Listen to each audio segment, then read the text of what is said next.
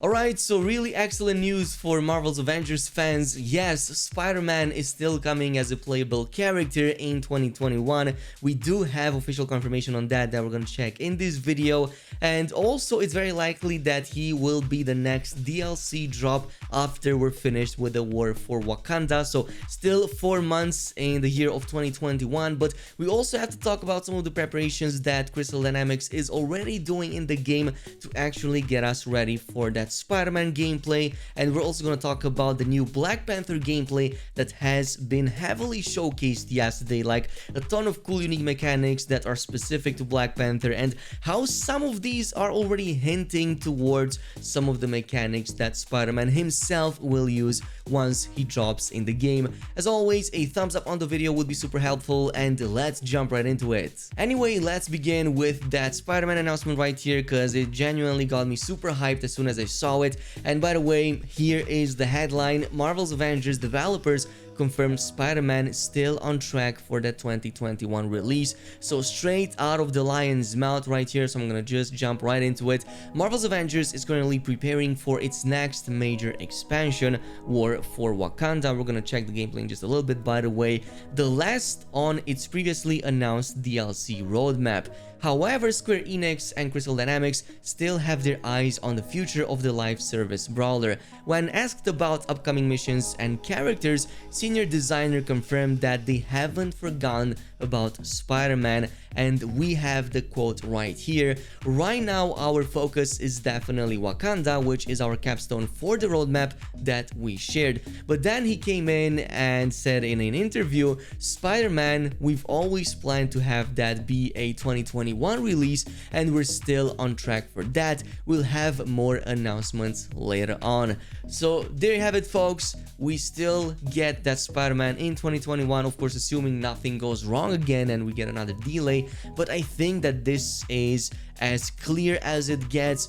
Yeah, 2021 is going to be a big year for Marvel's Avengers. We're getting that Black Panther gameplay that, by the way, looks amazing, and we're gonna check that in just a little bit, but also that Spider-Man DLC. Now, the only problem that I have with a character like, well, Spidey is the fact that the current way of traversal in Marvel's Avengers isn't really the brightest, so to speak. Like, it definitely needs a major rework. Oftentimes you just find yourself running from one point to another with some of the characters you have in the game. Imagine having a movie in which Captain America is running like 50 miles to reach to his next foe or the next villain because he couldn't get another means of transportation. Meanwhile, Thor is, just flying. Or even worse is how characters that don't have superpowers actually deal with traversal. And for like the comparison with Spider-Man, I'm especially looking at Black Widow, that kind of also has a zip line.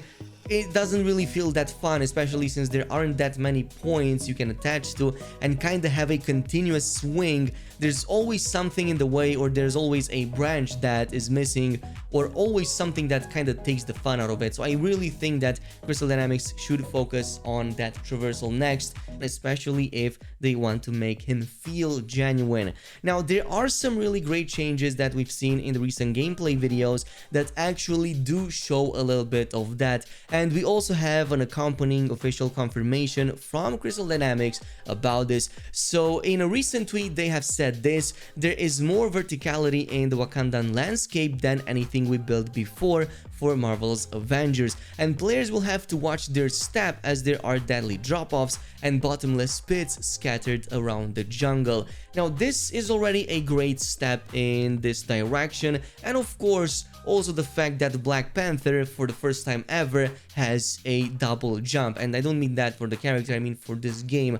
I don't think we have any other character that has a double jump, maybe with the exception of Captain America, but that is pretty much it. So these two changes would be great for a Spider-Man character, especially that verticality. There definitely needs to be way more in preparation for when Spidey gets released, but this is already a great step in that direction. Also, the fact that some of these Wakanda shots look like really awe-inspiring, like some of the buildings definitely seem like super large and super tall. It would be nice if they also removed some of the higher limits of where you can fly and reach with the characters, because it would make a lot of sense for Spidey to have a lot more freedom of movement than how it is currently possible in the game. Just my 2 cents, by the way. But yeah, we've been talking about Black Panther. Let's talk about him more, because the recent gameplay has been quite stellar and he literally blew all of my expectations away. I'm really glad that KhrazeGaming has combined a really cool high risk, high reward kind of gameplay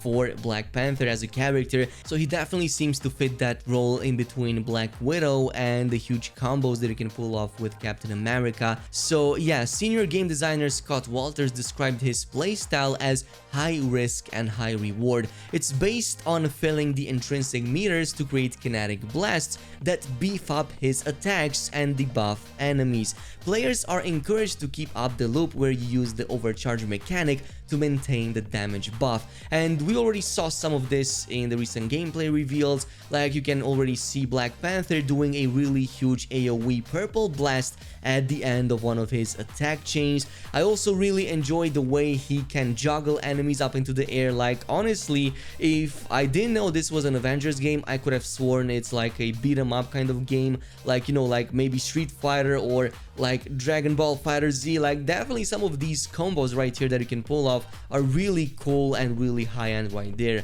But watching the king in action, it's obviously that his agility will be an asset. He can double jump, and from that he can enter aerial combos that juggle enemies before pounding them into the ground. Like Captain America, T'Challa can wall run, but on top of that, Black Panther also has attacks that can be performed off the wall. But this is yet another indication of a possible Spidey mechanic that we might get to see in the SpiderMan DLC, because in Marvel's Spider-Man by Insomniac Games, there's also an ability for that where you can grab a wall with Spidey and then use that to propel yourself forward and deal even higher damage, especially against brutes. Now, his other attacks focus on materializing vibranium weapons from thin air, especially his assault heroic that we already saw, that spear that can actually pin not just one enemy, it can actually pin multiple adversaries at the same time, as long as they are kind of standing behind one another. But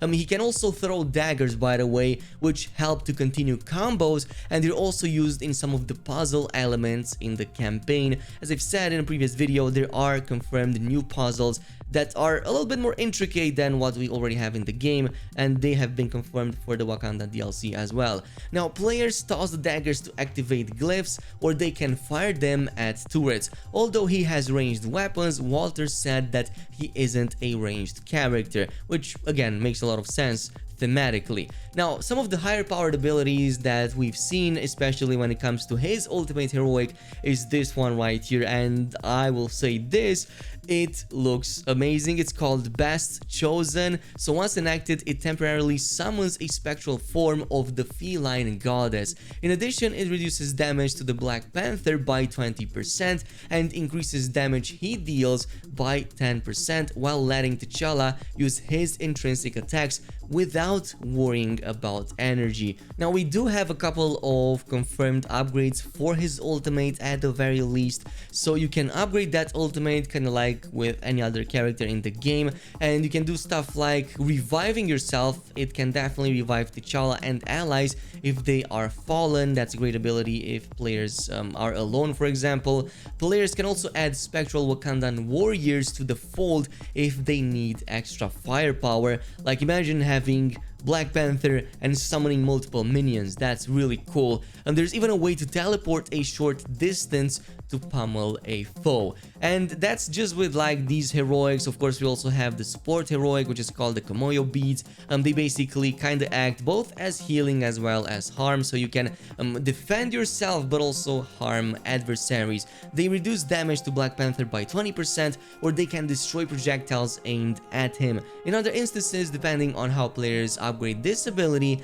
the Komoyo beads can even act as a grenade, detonating and setting off kinetic blasts. So all in all, looks pretty promising so far. Of course, there's still some few bits and pieces over there that I kind of wish they would have already fixed, but we're gonna talk about that when we go over the full review of that expansion. So if you want to have that first impression of the expansion early on, and also like guides, videos and gameplay on that, definitely make sure to stick around, and I'm gonna see you guys in the next video.